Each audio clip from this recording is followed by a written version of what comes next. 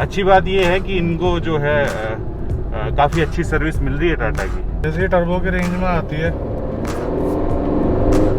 ये अनबैलेंस जब ये हिलती है ना, जैसे आप ये जो शेक पैदा करती है। हाँ, आपको यूज टू होना पड़ेगा।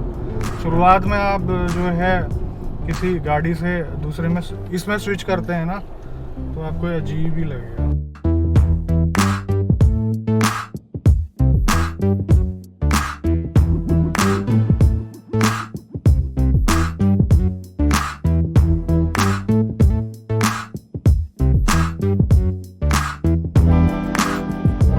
तो एक बार फिर से आप लोगों का स्वागत है, और स्पेशल गाड़ी है ये। एक तो ये ऑल्ट्रोज है, दूसरी ये है डीजल में। डीजल पहली बार जो है हमारे चैनल में आ रही है। पेट्रोल के बारे में आपको सब कुछ पता है, पेट्रोल का अब आई टर्बो भी आ चुका है, नेचुरली एस्पिरेटेड इंजन भी जो है हम कर चुके हैं पहले, उसका भी एक्सपीरियंस हम लोग शेयर कर चुके हैं। लेकिन डीजल ओनर ने क्यों खरीदी? क्योंकि इस प्राइस रेंज में बहुत सारी कॉम्पैक्ट एसयूवी आ जाती है। और ये वीडियो जो है बड़ा इंटरेस्टिंग होने वाला है, और वो इसलिए भी होने वाला है कि इनके पास जो पहली गाड़ी थी वो एस्पायर डीजल के अंदर थी। तो लगभग 1.25 लाख 1.30 चला करके इन्होंने निकाली और उसके बाद इसके ऊपर गए थे। तो आपका बहुत बहुत स्वागत है सर, और आप ये अपनी नई नवेली गाड़ी लेकर के आए। कितनी चला दी आपने? ये 4000 किलोमीटर चल गई है। ओके। चलाई ज़्यादा नहीं है, लेकिन इतना काफ़ी है, अंतर पता चल जाए पहली और अभी की गाड़ी में। एक लाइन में बता दो कि वो ज़्यादा बेस्ट थी चलने में या फिर ये? अगर राइड और हैंडलिंग की बात की जाए कंफर्ट की, तो ये बेटर है। लेकिन अगर आपको खींचनी है गाड़ी स्ट्रेट लाइन में, तो फिर फोर्ड का मुकाबला नहीं है डीजल में। तरह से रॉकेट ही कहेंगे उसको। हाँ, रोड रॉकेट कहते थे उसको हम ऐसे ना अपनी भाषा में। एक तरीके से बेंचमार्क उन्होंने सेट कर दिया था कि भाई डीजल भाई इतना मतलब मज़ेदार हो सकता है, इसीलिए मेरी अगली चॉइस भी डीजल ही थी। तो आपको रिग्रेट नहीं हुआ कि इसमें मज़ा नहीं आ रहा है उतना ज़्यादा? नहीं, बहुत 19-20 का फ़र्क है, लेकिन वही है ना कि इसके सस्पेंशन और राइड क्वालिटी उससे इतनी बेटर है कि वो कवर अप हो जाता है एक तरीके से। मुझे क्या लगता है कि काफ़ी लोग शिकायत भी करते हैं कि इसकी जो है ग्राउंड क्लियरेंस काफ़ी कम है। कभी आपने ऐसा महसूस किया? नहीं, हमने 4 लोग भी चलाई है गाड़ी बिठा के पूरा, तो भी ऐसी कोई दिक्कत नहीं आई है। वेल, सबसे पहले तो मैं आपको बताना चाहूँगा कि कलर जो है आपका बेहद पसंद आया। एटलीस्ट मेरे को तो बहुत अच्छा लगा है ये कलर। ठीक है, इसके ऊपर ब्लैक चीज़ें ना जच रही हैं अलग से। अगर आप कुछ आगे भी करवाते हो तो वो भी जचेगा इसके अंदर। वैसे डिस्प्ले कार भी इसी कलर में रखते हैं वो मैक्सिमम। आई टर्बो ब्लू में आ चुकी है, वो भी काफ़ी अच्छा लग रहा है। तो दोस्त ये बताओ कि मतलब 10.5 लाख के आसपास की ये गाड़ी है, तो मतलब कॉम्पैक्ट एसयूवी सेगमेंट भी तो था बीच में, उसको क्यों छोड़ दिया आपने? मैं कॉम्पैक्ट एसयूवी में नेक्सन और इको स्पोर्ट का सोच रहा था, बट मेरे को इस बार टॉप मॉडल चाहिए था। अच्छा। क्योंकि बाहर से फिर वो एक्सेसरीज लगवाने का या फीचर्स जो इसमें आ रहे थे वो ऐसा नहीं था कि कोई गिमिक वाला फीचर हो, सारी काम के थे। तो फिर इसीलिए मैंने सोचा कि इस बार टॉप पे जाते हैं, तो वो कॉम्पैक्ट एसयूवी में टॉप मॉडल फिर काफ़ी मतलब ऊपर रेंज चली जाती है। आप चलाते ज़्यादातर शहर के अंदर ही हो कि बाहर भी लेकर के जाते हो? 70-30 कह सकते हैं। 70% शहर में, 30% हाईवे रहता ही रहता है। अच्छा, मतलब कि हिल स्टेशन से मतलब कि ठीक ठाक रोडों के ऊपर ही आप हाँ, चलाते हो। हाँ, बिल्कुल। ये नहीं कि ऑफ रोडिंग हो रही है और वो सारी चीज़ें। ऑफ रोडिंग मैंने एस्पायर में काफ़ी कर रखी है। पिछली जो मेरी गाड़ी थी, इसको अभी टेस्ट करना बाकी है। कोविड के चक्कर में कभी जा नहीं पाया अभी बाहर पूरी तरह। 1.5 लीटर के इंजन से लगभग आप एवरेज कितना निकाल लेते हो? मैंने अभी टैंक टू टैंक करवाया है इसका 2 बार, तो 19 से 19.5 की रेंज अभी आ रही है शहर में। अच्छा, हाँ, बहुत अच्छा। ये तो काफ़ी सही है वैसे। बिल्कुल। खींचते नहीं होगे मेरे ख्याल से। वो सारे शौक उसमें पूरे कर लिए ना, इसको आराम से ठीक बात है। वो कितने साल रखी थी वैसे? वो पूरे 5 हो गए थे उसको। वैसे आपको मतलब कि गाड़ी चाहिए थी सेफ? बिल्कुल, पहली प्रायोरिटी मेरी सेफ्टी थी, क्योंकि एक मेजर एक्सीडेंट हम फेस कर चुके थे 3 साल पहले। तो वो एस्पायर में था। अब वो कह सकते हैं कि वो गाड़ी की बिल्ड क्वालिटी या बाहर का जो उसको एक तरीके से कहते हैं ना, जो चद्दर लगा रखी थी, वो इतनी मजबूत थी कि गाड़ी के अंदर बाहर इतना बड़ा नुकसान हो गया, गाड़ी के अंदर इतना फील नहीं हुआ। जब बाहर जाके देखा तो पता चला कि ये तो गाड़ी आगे से आधी खत्म हो गई है। कहने का मतलब है स्ट्रक्चर काफ़ी स्ट्रॉन्ग था यार, वो भी बढ़िया प्रोडक्ट था सेफ्टी के मामले में। काफी अच्छा था। साथ के साथ जो क्रम्पल जोन होते हैं ना, वो भी अहमियत रखते हैं, और बॉडी स्ट्रॉन्ग है वो भी अहमियत रखती है, ताकि आप तक इम्पैक्ट जो है वो बड़ा धीरे से पहुंचे। बिल्कुल तो बिल्कुल। वो चीज़ थी। तो एक चीज़ पूछना चाहूँगा, रुक एक सेकंड, टकराई किस चीज़ से थी? वो टकराई थी लगभग उससे 5 गुना महंगी गाड़ी से, फॉर्च्यूनर से। लेकिन वही है कि वहाँ पे कह सकते हैं किस्मत भी अच्छी थी और दोनों की गाड़ियाँ भी मतलब मजबूत थी कि नुकसान किसी को जान माल का नहीं हुआ उस टाइम पे। वैसे सबूत के तौर पर हमारे पास एक और भाई भी हैं साथ के अंदर, इन्हीं के दोस्त हैं जो कि इनके साथ ही उस टाइम पे भी बैठे थे और आजकल भी बैठते हैं। तो अच्छा ये बताओ कि दोनों गाड़ियों में से किसकी बिल्ड क्वालिटी वगैरह मतलब कौन सी ऐसी लगी कि जो आपको लगता है कि वाकई में मजबूत है? इसकी इसमें एक होता है ना कि गाड़ी में बैठ के जब आप दरवाज़ा बंद करते हैं ज़ोर से, तो दरवाज़ा बंद करते टाइम एक फीलिंग आ जाती है कि आप सुरक्षित हो। ओके। तो इसमें वो खोखली वाली फीलिंग नहीं आती, ऐसा लगता है कि आप चारों तरफ से एक मतलब सेफ उसमें घिरे हुए हो गाड़ी के एस्पायर अंदर। खोखली थी? नहीं, लेकिन कंपैरिजन में देखा जाए तो ये ज़्यादा बेटर है। एस्पायर कहीं से भी खोखली नहीं थी, उसका भी दरवाज़ा बहुत सॉलिड था। बट एक कह सकते हैं कि ये वेट में भी उससे हैवी है, लगभग 100 किलो के आसपास। अच्छा। चलो मान लिया आपकी नीड के अकॉर्डिंग आपका डिसीजन सही था, ठीक है, लेकिन 3-4 हज़ार के अंदर चलाने के बाद आपको कमियां तो नज़र आ गई होंगी, कुछ ना कुछ तो कमियां होंगी इसके अंदर। बिल्कुल बिल्कुल, इसमें 3-4 कमियां हैं और वो कुछ 2-3 तो ऐसी हैं जो मतलब सर्विस सेंटर वाले भी बदल नहीं सकते। एक ये कमी है इसके अंदर, इसका स्ट्रक्चर कह सकते हैं या एरोडायनेमिक कह सकते हैं कि ये ना डस्ट मैग्नेट है। आप इसको पूरी तरह साफ करके 1-1.5 घंटा भी आप इसको रोड पे चला लेंगे ना तो पीछे से ये इतनी मिट्टी खींच लेती है जैसे मतलब कि साफ ही नहीं हुई हफ्तों से। साफ सुथरी रोड पे भी? हाँ, मतलब साइड पे जो धूल होती है या जैसे मतलब टायर कभी धूल के ऊपर से निकलता है तो ये चिपक जाती है धूल इसके ऊपर, तो फिर वापस से साफ करना पड़ता है उसको।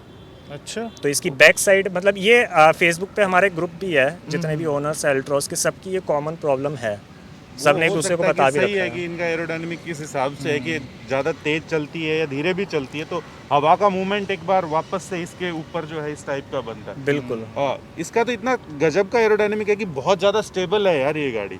हाँ। स्टेबल तो आपको तगड़ी लगी होगी ये गाड़ी। हाँ, ये बहुत अगर स्टेबल तेज है। स्पीड के अंदर भी हो गया वो सारी चीज़ें। 4 लोग हाईवे पे हमने चलाई थी, 120 के अराउंड हमने टच करी थी, 120-125 के अराउंड। तो ये कहीं से भी ऐसा नहीं लग रहा था कि आपको डरा रही हो, मतलब ऐसा लग रहा था कि इसको और ज़्यादा एक्सेलरेटर को दबा सकते हैं तो भी ये बिल्कुल नहीं घबराएगी गाड़ी। वैसे लेने से पहले आपने टेस्ट ड्राइव करी थी या फिर ऐसे ही ले ली? नहीं, मैंने टेस्ट ड्राइव करी थी, पेट्रोल की भी करी थी और डीजल की भी करी थी, क्योंकि मेरी मतलब चॉइस जो थी वो डीजल ही थी। मतलब मैं शोरूम में ही उन वाले घुसा था कंपनीज के जहाँ पे डीजल की गाड़ी हो। मारुति ने बंद कर दी है। hyundai में मैं गया था वेन्यू के लिए, तो वेन्यू का लेकिन कह सकते हैं कि एक तरीके से उसकी मेरे को जो वेट था वो काफ़ी कम लगा और दूसरा मेरी ये प्रॉब्लम थी कि मुझे एस्पायर भी बेचनी थी। ओके। तो वो डीलर के पास ही मैं चाह रहा था कि मैं डीलर को ही दे दूं जिससे मैं ये गाड़ी ले रहा हूँ, तो मुझे फोर्ड और टाटा वाले ही उसकी वैल्यू अच्छी दे रहे थे। ओके। तो इस वजह से फिर मेरा थोड़ा सा शिफ्ट फोर्ड और टाटा की तरफ ही रह गया। एक कमी बताई आपने, और क्या कमी है?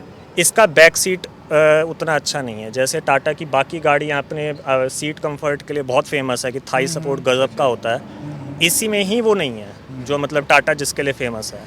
ये चीज़ हमने भी ऑब्जर्व करी थी जब आपको पहले बताया था, लेकिन i20 में इससे अच्छा मिलता है थाई सपोर्ट वगैरह। हाँ, वो ऑलमोस्ट मेरे ख्याल से इस सेगमेंट में सबसे कम जो है इसी का ही थाई सपोर्ट जो है वो आपको देखने थोड़ा को सा जो मिलेगा। सीटिंग इसका जो एंगल है बैक सीट का वो भी एकदम 90 straight डिग्री है। टाइप का है। अच्छा। मतलब थोड़ा सा आप Straight है। रिक्लाइन होके बैठोगे, थोड़ा सा भी पीछे होके, तो वो टांगे बिल्कुल ऐसे लगेंगे कि आपकी हवा में है। ओके। तो एक इसका नेगेटिव ये भी है। तीसरा भी है कोई या बस हो गए? नहीं, 2 और हैं। अब बताओ ना। एक नेगेटिव और ये लगता है, इसका जो इंफोटेनमेंट सिस्टम है उसमें एंड्रॉयड जो ऑटो है ना वो वाला जो है, एप्पल तो सही चलता है कार प्ले, लेकिन एंड्रॉयड ऑटो इसमें लैग करता है, कभी कभी हैंग हो जाता है वो, तो वो दोबारा से रिकनेक्ट करना पड़ता है निकाल के वायर। अच्छा ओके। जी। चौथा इसकी पावर, इसका वेट लगभग होंडा सिटी के बराबर है और जो कॉम्पैक्ट एसयूवीज हम कहते हैं जो नाम की होती हैं उनसे भारी है ये गाड़ी वेट में ऑलमोस्ट सबसे। तो उस हिसाब से इसमें मतलब टॉर्क इनको 20-30 न्यूटन मीटर और ज़्यादा देना चाहिए था जो ये दे सकते थे। कितना होना चाहिए था आपके हिसाब से? एस्पायर का 215 था, इसका 200 है, तो इसका कम से कम 220-230 होना चाहिए था, तो वो कमी मतलब पूरी हो जाती जो वेट के साथ तो है। देखो 1.5 लीटर आपका इंजन है, उस हिसाब से तो कम से कम होना तो चाहिए था, लेकिन क्योंकि कंपटीशन के अंदर जो गाड़ियां आ रही थी पहले भी आ रही थी वो भी 200 ही निकाल रही थी और अभी भी, तो इस हिसाब से इन्होंने भी इतना ही रखा है इस चीज़ का। इसमें मेरा मानना ये है कि इसमें काबिलियत है कि इंडिया की पोलो बन सकती थी ये, ओके। बिल्कुल क्योंकि स्टेबिलिटी, राइड क्वालिटी आप ले लो, सेफ्टी कह लो, मतलब जो एक गाड़ी की होती है बिल्ड क्वालिटी वो सब कुछ ठीक है, बस थोड़ी सी पावर और होती तो मतलब शायद आपको इतना माइलेज भी नहीं मिलता। 1-2 किलोमीटर का फ़र्क पड़ता, लेकिन वो फिर एक्सेलरेटर दबा के कंपनसेट हो जाता ना। जो फील आती, क्योंकि डीजल ली ही मेनली मतलब एक तो डिस्टेंस के लिए था और एक थोड़ा सा चलाने में थोड़ा मतलब अच्छा फील गुड फैक्टर आए। कहने का मतलब है माइलेज थोड़ा कम कर लो और पावर थोड़ी सी बढ़ा दो। हाँ, इन्होंने सर्विस से रिलेटेड कोई भी नेगेटिव नहीं बताया है, तो हम उम्मीद यही कर रहे हैं कि सर्विस इनको अच्छी मिल रही होगी। मैंने एक्चुअली में गाड़ी लेते टाइम ही आप लोगों के भी रिव्यू सारे देखे थे, और सब आपके जितनी भी वीडियोस थी ना जिसमें भी टाटा के कस्टमर थे वो सारे एक ही चीज़ कह रहे थे, भाई इसकी सर्विस हमें मतलब लगी ऐसी कि उतनी काबिल तारीफ़ नहीं है। क्योंकि मैं फोर्ड से टाटा पे शिफ्ट हो रहा था, फोर्ड में सर्विस ऐसी होती है कि कस्टमर को लिटरली पैम्पर किया जाता है वहाँ बिठा के। जो भी पार्ट्स चेंज होने होते हैं वो पार्ट्स प्रॉपर आपकी डिक्की में रख के देते हैं कि सर आपका ये पार्ट बदला गया है। अच्छी बात है। तो मैंने जहाँ से ली थी डीलर से, उनसे काफ़ी बार मैंने मेक श्योर किया था कि भाई उन्हीं की सर्विस सेंटर है, तो भाई आपको जैसे कोई हमें दिक्कत आएगी तो वो सॉर्ट आउट होगी कि नहीं होगी, क्योंकि टाटा की हमने सर्विस की ही बुराई सुनी है सिर्फ। तो उन्होंने कहा था कि वो ज़माना चला गया है। उन्होंने काफ़ी मतलब हमें वो श्योरिटी दी थी कि हम यहाँ बैठे हैं, गारंटी देते हैं। अभी आप फर्स्ट सर्विस में तो चले गए होंगे ना? हाँ, फर्स्ट तो जो तब फ्री होती कैसा चेकिंग रहा? वाली। तब कैसा रहा? हालांकि जितना सुना था उसके ऑपोजिट ही रहा है। हॉस्पिटैलिटी इनकी भी बहुत बढ़िया थी जहाँ मैं गया था। हाँ, जहाँ मतलब बहुत अच्छी थी। पूरी तरह गाइड किया गया। जो एग्जीक्यूटिव था सर्विस वाला उसने भी बहुत अच्छे से गाइड किया, पूरी प्रॉब्लम सुनी। एक इसमें स्टार्टिंग में प्रॉब्लम आ रही थी, वो मेरे ख्याल से नया इंजन था, इस वजह से कि फर्स्ट से सेकंड गियर पे जब हम आते तो ये जर्क मार रही थी। अच्छा। तो वो जर्क हालांकि शायद आप लोगों को भी पता होगा कि वो हम अवॉइड कर सकते हैं अगर हमें थोड़ी सी भी जानकारी हो, क्लच को थोड़ा सा होल्ड करके वो जर्क हम रोक सकते हैं, लेकिन उससे क्लच ख़राब हो जाता। तो मैंने उनको बताया कि इसको थोड़ा ठीक कर दीजिए। उन्होंने पहले तो बोला कि ये सर आपका थोड़ा इंजन पुराना हो जाएगा तो अपने आप चला जाएगा। मैंने कहा फिर भी देख लेना, तो उन्होंने वो देखा प्रॉपर और वो ठीक कर दिया। ओके, अच्छी बात है। देखिए, जो भाई साहब ने बातें बताई उनके अकॉर्डिंग हमें तो यही लग रहा है कि इस गाड़ी के ऊपर भी आप जा सकते हो अगर आपको एक हैचबैक, प्रीमियम हैचबैक अगर चाहिए तो ही। बहुत कम लोग ऐसे होते हैं, हालांकि एक कॉम्पैक्ट एसयूवी को छोड़ करके, लेकिन पसंद तो पसंद होती है। इस गाड़ी का अगर नेगेटिव अगर कुल मिला करके निकल करके आ रहा है जिसके बेस के ऊपर आप इसको छोड़ सकते हो, वो है कि रियर सीट का जो है कंफर्टेबल उतना ज़्यादा ना होना जितनी कि कंपटीशन में आती है। सॉफ्टवेयर वगैरह तो अपडेट होकर के ये तो लैग वगैरह और ये सारी चीज़ें तो निकल जाती हैं। इसके अलावा हमें कोई मेजर, बाकी तो हम एक बार आपको चला करके बता देते हैं और साथ के साथ भाई से बात भी करते रहेंगे। अगर कुछ और इशू होगा तो आपको और भी चीज़ें बताएंगे। ठीक है, तो एक बार चलते हैं गाड़ी के अंदर और फिर बाकी की बात करते हैं। नाइस, अच्छी फील आती है जैसे दरवाजा वगैरह बंद करते हैं ना।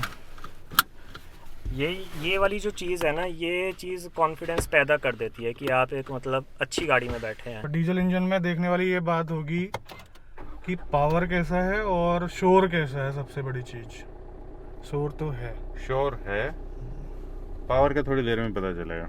आपकी एस्पायर में भी शोर तो होगा अंदर, इससे डबल था तो मुझे ये बड़ी साइलेंट लगती है। उसमें तो एक्चुअली में क्या था कि आप गाड़ी ऑन करके अगर एसी ऑन है, आप आधा किलोमीटर दूर भी खड़े होंगे ना तो आपको पता चल जाएगा कि वो गाड़ी ऑन है। एसी की बहुत तेज आवाज है फोर्ड की गाड़ियों में स्पेशली। वो ट्रैक्टर वाली फील देती थी प्रॉपर कि आपको चला रहे हो। जब आपने पहली बार ड्राइव करी थी इसको, तो आपको पहला इम्प्रेशन क्या था कि यार क्या कैसी गाड़ी है, कि तुरंत एकदम से पसंद आ गई थी या कोई और भी ऑप्शन थे आपकी नज़र के अंदर? मैंने जब पहली बार ड्राइव की थी इसको तो मैंने पेट्रोल में चलाई थी, क्योंकि डीलर के पास डीजल था नहीं। अच्छा। डीजल एक्चुअली में इस गाड़ी में बहुत ही कम बिक रहा है, मतलब जितनी भी सेल हुई है उसका 10% ही बिका है डीजल सिर्फ।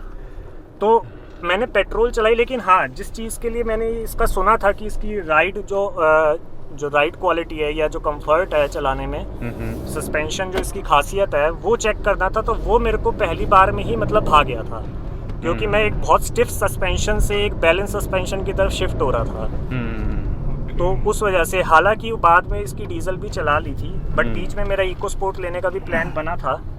उसका 1-2 पॉइंट मेरे को अच्छे नहीं भी लगे थे, क्योंकि उसका क्लच मैंने सुना था कि बहुत हैवी है डीजल में, लेकिन इसका लाइट लगा था मेरे को, क्लच चलाने में इजी रहेगा, तो इस वजह से फिर मैं इसी पे, मैंने कहा कि इसी पे शिफ्ट हो जाते हैं। यार एक बात बताओ आप मुझे, ये आपको फील नहीं हुआ क्या जैसे कि आप खींचते हो, जैसे ये टर्बो के रेंज में आती है, ये अनबैलेंस जब ये हिलती है ना, जैसे आप ये जो शेक पैदा करती है। हाँ, ये चीज़ फील नहीं हुई आपको? नहीं, मेरे को ये चीज़ इतनी फील नहीं हुई है करते टाइम। मतलब ये उतना ज़्यादा रिफाइन इंजन नहीं है जो ऑल्ट्रोज के अंदर आता है डीजल में, ये बिल्कुल हम महसूस कर सकते हैं। थोड़ा सा ये मतलब हल्का सा शेक होती है ये गाड़ी। ये सारा जो वाइब्रेशन है ना, पैडल में भी फील हो रहा है, स्टीयरिंग में भी फील हो रही है, और गाड़ी हल्की सी हिल रही है। और उस दौरान जो है ना, आगे से बहुत ज़्यादा शोर भी आता है इंजन का अंदर। ये चीज़ आपको महसूस हो रही होगी, आप कैमरे में अगर ध्यान से सुनेंगे, हेडफोन लगाएंगे। बिल्कुल। और इसको कोप अप करने के लिए ही कंपनी ने ऐसे इसका म्यूजिक सिस्टम दे रखा है कि वो स्पीड के साथ अपना वॉल्यूम भी तेज होती जाती है। बट यार मेरे ख्याल से वो इसी कितने वजह से दे आरपीएम रखा पे है है। ये फिलहाल? ना आरपीएम नहीं, थोड़ा सा बता तो सही। अभी ये है फिलहाल 1500 आरपीएम पे। अच्छा। जो बूस्ट है उतना तगड़ा नहीं है इसमें, एक ऐसा लगता है कि थोड़ी सी लीनियर पावर डिलीवरी है। टॉर्क या पावर की और जो है ज़रूरत है इस गाड़ी को, अगर आप बिल्कुल सीट में चिपकाने वाला एहसास अगर चाहते हैं तो वो इसमें नहीं मिलने वाला। और एक रफ है इंजन, थोड़ा सा क्या आपको महसूस होगा प्रॉपर। बाकी सस्पेंशन अच्छे हैं इस गाड़ी के, अभी ब्रेकर जो है अच्छे से टैकल कर रही है। अगर आप लाइट फुट से चलाते हैं इस गाड़ी को तो उतना ज़्यादा शोर नहीं आता है इसका अंदर। जैसे आप सोचेंगे कि आपको हार्ड एक्सेलेरेशन करना है तो आपको पूरा जो है शोर अंदर आएगा। गियर शिफ्टिंग वगैरह कैसी लग रही है? बहुत ही स्मूथ है गियर शिफ्टिंग, और क्लच भी लाइट है, स्टीयरिंग परफेक्ट है। आपको नहीं चाहिए थे ये, अगर आपने टॉप वेरिएंट लिया है तो सनरूफ वगैरह और इस टाइप की चीज़ें? सनरूफ से ज़्यादा मैं इम्प्रेस नहीं होता, क्योंकि इंडिया में ये फीचर मतलब इंडिया के लिए बना ही नहीं है कभी ये फीचर। ये हमारी जो कंट्री है वो थोड़ी मतलब यहाँ पे समर्स ज़्यादा रहती है। वो फीचर जो मेनली लाया गया था वो ठंडे देशों के लिए था। हाँ, लोग सनरूफ खोल के बाहर जो निकल जाते हैं, हालांकि वो वैसे ही भी अलाउड नहीं है और रिस्की भी है। तो इस वजह से जब वो फीचर ही कामयाब नहीं है इतना इंडिया में, तो फिर उसकी ज़रूरत इतनी पड़ी भी नहीं। बाकी लॉन्ग जर्नी कितनी लंबी कर रखी है इसमें? लॉन्ग जर्नी मैंने इसमें 350 किलोमीटर के आसपास का कर रखा है अप डाउन। कैसा रहा कंफर्ट वगैरह? और मेरे को तो मतलब अगर मैं क्रूज़ करूँ इस पे तो बिल्कुल भी शोर भी फील नहीं हुआ था, क्योंकि थोड़ा म्यूज़िक भी चलता है। तो फिर इस गाड़ी में शोर फील नहीं हो रहा। अगर आप क्रूज़ करते हैं तो मेरे को ऐसा कुछ फील नहीं हुआ था, कंफर्टेबल बहुत था हाईवे पे। शोर पता है कब आ रहा है? जब आप ना एक स्पीड को पकड़ने के लिए जब आप एक्सेलरेट करते हैं गाड़ी को, तब आ रहा है। अगर मैंने मान लो 70 में चलानी है गाड़ी, उसके बाद जो है मैं 5th गियर में चलाता हूँ, तब उतना ज़्यादा शोर नहीं है। टायरों का नॉइस आएगा बस, और बाकी गाड़ी साइलेंट है। लेकिन ये जो शोर है ना खींचते वक्त, मतलब आपको मतलब ऐसा लगेगा कि आपको यूज टू होना पड़ेगा। शुरुआत में आप जो है किसी गाड़ी से दूसरे में इसमें स्विच करते हैं ना, तो आपको अजीब ही लगेगा। खास तौर पर अगर आप पेट्रोल से स्विच होगे तो आपको ज़रूर ज़्यादा लगेगा। और शोर ही नहीं होता है, जो शोर के साथ एक वाइब्रेशन जो है वो भी निकल करके आती है आपके लिए। बट यार ये 4 सिलेंडर इंजन है, इतना क्यों शेक कर रहा है? और ये इसको डिट्यून भी किया गया, तो मेरे ख्याल से थोड़ा और रिफाइन होना चाहिए था यार, ये काफ़ी बढ़िया होना चाहिए था। खैर ये एक रीज़न हो सकता है दोस्त कि थोड़ा सा कम जा रही हो ये गाड़ी। ये एस्पायर में नहीं होता है ये चीज़ बिल्कुल, है ना? एस्पायर एकदम वो कहते हैं ना कि एकदम नाक की सीध में भागती थी वो गाड़ी। वो शेक नहीं होती थी, या मतलब जैसे वो वाइब्रेशन उतना फील नहीं होता था। बट हाँ, उसका क्लच बहुत ज़्यादा हैवी था इससे, तो वो ट्रैफिक में थोड़ा थका ज़्यादा देती थी। अब इन्होंने सीट आगे करी तो कितना लेग स्पेस हो गया। ये तो मेरे से थोड़ा सा कम उम्मीद करा करो। हाँ, वो तो पता, आपकी तो 6'4" है हाइट। 6'3" है, 6'4" है आपकी। 4 हो गई हो। अभी भी बढ़ ही रहा है। हाइट बढ़ी है या कद बढ़ गया? दोनों साथ साथ बढ़ते रहते हैं। क्या बात है, बहुत ही इंटरेस्टिंग बात बोली आपने। नहीं, दोनों ही बड़े, बहुत अच्छी बात है ये। काफ़ी टाइम से देख रहे हैं, आपको फॉलो कर रहे हैं। एक लाइन तो आपकी मेरे को अभी भी याद है, क्रूज़ कंट्रोल पे शायद किसी शो में बात हो रही थी, तो आपने बोला था कि मेरा पैर क्रूज़ कंट्रोल से कम है क्या? अच्छा, एक आपने शो में ऐसी बात बोली थी। ये इसमें क्रूज कंट्रोल भी है ना, तो इससे मेरे को याद आया था ओके। कि आपने एक बार ऐसा बोला था। तो क्रूज का इस्तेमाल करते हो आप? कभी कभी हो जाता है, मतलब 5-10 मिनट के लिए हो पाता है, जैसे घर से ऑफिस जा रहे हैं या ऑफिस से घर जा रहे हैं, तो बीच में रास्ता एक दिल्ली मेरठ एक्सप्रेस वे पड़ता है, तो वहाँ पे यूज हो जाता है। भाई साहब एक बात बताओ, जी ये तेल है नहीं या फुल है? फुल है। अच्छा फिर ठीक है। क्योंकि कोई भी इंडिकेशन ऐसा दिखाई नहीं दे रहा वो बीच का बाल्टी सी ऐसा। बना रखी है ना उन्होंने बीच में। इसका भी जो स्टीयरिंग है ना वो थोड़ा सा इस तरफ सा रहता है, हल्का सा यूं। ये होना चाहिए यहाँ पर, और अगर यहाँ पर आएगा तो ये इस तरफ चली जाएगी थोड़ी देर में। ये रहता है यूं। गजब की स्टेबल गाड़ी है यार ये, लेकिन गजब की नॉइस भी पैदा करती है आपके लिए। ये इतनी ज़्यादा स्टेबल है, आपको इतना ज़्यादा कॉन्फिडेंस आता है इस गाड़ी के ऊपर कि हाँ जाने दो कोई चक्कर नहीं होगा, रुक जाएगी जब भी मैं ब्रेक मारूंगा इसके ऊपर। तो वो वाली चीज़ है इसमें। और हाँ, आप बिल्कुल ठीक बात कह रहे हैं कि मैं समझ सकता हूँ कि एस्पायर को आप क्यों मिस कर रहे हो। जितनी स्पीड अभी हम टच कर रहे हैं, सेम एक्सेलरेशन में एस्पायर 10-20 की स्पीड ज़्यादा ही रखती है। ज़्यादा रखती है। बिल्कुल, क्विक एक्सेलरेशन जो है उसका, वो मतलब 4 लोग बैठे हों एसी ऑन के साथ तो भी वो धक्का देने की काबिलियत रखती थी चारों तो को। कह सकते हैं हम आपके लिए कि एक तरह से फोर्ड जो है वो क्या कहते हैं कि फ्री स्टाइल एक बेहतर ऑप्शन होता आपके लिए। हाँ, अगर उसमें लेग स्पेस पीछे का और बूट जो है, बूट स्पेस है, अगर वो इसके बराबर होता तो फिर वो आंख बंद करके ली जा सकती है गाड़ी। हाँ। बट आपकी हाइट इतनी ज़्यादा तो है नहीं, आप तो आ जाओगे आराम से। आपकी फैमिली में भी इतने, मतलब कितनी है हाइट? हमारी एवरेज इतनी ही है, बट ये है कि पेरेंट्स नॉर्मली बैठते हैं पीछे, तो लंबी जर्नी में ही वो बैठते हैं। वही तो बात है, फिर भी सबको लंबी खुली जर्नी खुली में- जगह चाहिए होती है ना, तो वो बात तो है ये। Clutch, gear shifting, steering response, balance, मज़ा दे देगी ये गाड़ी। चिपक के चलने में मज़ा दे देगी ये गाड़ी। आवाज़ के अंदर बहुत ज़्यादा नॉइसी इंजन है। वाइब्रेशन, जी हाँ बिल्कुल होती है। बैक सीट का जो रेस्ट वगैरह, जो मतलब कि कंफर्ट लेवल है, वो उतना आपको नहीं मिलेगा। ये है इसका कंक्लूजन। बट फिर भी हम कहना चाहेंगे कि इस प्राइस रेंज में आप अगर नेक्सॉन उठा लेते हैं या फिर और कोई कॉम्पैक्ट एसयूवी उठा लेते हैं तो ज़्यादा सेंसिबल डिसीजन रहेगा, क्योंकि वो थोड़ा सा प्रैक्टिकल गाड़ियाँ हैं और वो आपको सारे फीचर ना चाहिए, मतलब कि जो ऐसे इनको टॉप वेरिएंट ही चाहिए था। बिल्कुल, नेक्सन में आपको इस रेंज में अच्छा मॉडल मिल जाएगा। पेट्रोल में तो मिल जाएगा, डीजल में हो सकता है कि थोड़ा सा नीचे आना पड़े मॉडल में। हाँ, बट अगर आपकी रिक्वायरमेंट टॉप मॉडल की है कि आपको सारे फीचर्स चाहिए, जैसे मेरे को टच स्क्रीन और ये मतलब जो फील गुड फैक्टर आता है बैठ के, कि आपको बाहर से भी कुछ ना करवाना पड़े, तो उसके लिए फिर ये मतलब आप ले सकते हैं। लेकिन अगर आपको उसके बदले कॉम्पैक्ट एसयूवी चाहिए जो थोड़ी ज़्यादा पावरफुल हो, तो फिर नेक्सन आप आंख बंद करके उठा सकते हैं। बट यार दादा, आप दिल्ली से हैं, राइट? जी दिल्ली रजिस्टर्ड हुई तो 10 साल की लिमिट के साथ आई है ये गाड़ी, तो जी। घाटे का सौदा? नहीं, मैंने रीसेल के हिसाब से गाड़ी ना पहले ली थी ना ये वाली ली है। तो अच्छा। ये मतलब अगर अपना काम अच्छे से कर देगी तो मतलब 5-6 साल तक, जब तक ये चलती है अच्छे से, तो हाँ, तो बहुत मतलब अच्छी बात बहुत है। लंबा रखने की उम्मीद नहीं है आपकी? बिल्कुल बिल्कुल नहीं। खैर देखिए सर, आपके फैसले की हम रिस्पेक्ट करते हैं जो आपने लिया है, लेकिन वही है, अगर आपकी ज़रूरत टॉप वेरिएंट वाली और वो सारी चीज़ें नहीं हैं तो और थोड़े से बेहतर प्रोडक्ट भी मार्केट के अंदर मौजूद हैं।